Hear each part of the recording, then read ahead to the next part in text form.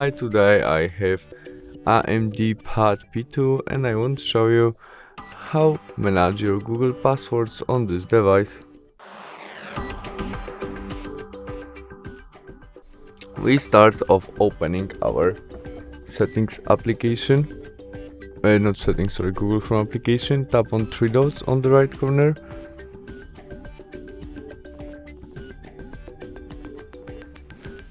There, and choose settings.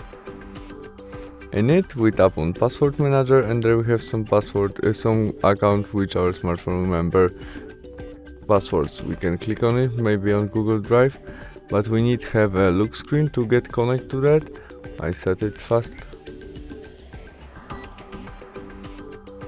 And after that we must enter our look screen to get connected to these passwords, and there we can copy our username, copy our password using this first icon, and after we press this ice icon our smartphone shows us password which remember.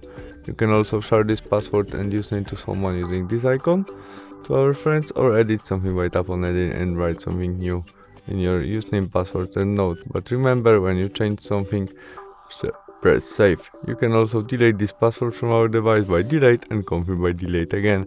And that's all. Thanks for watching. Bye.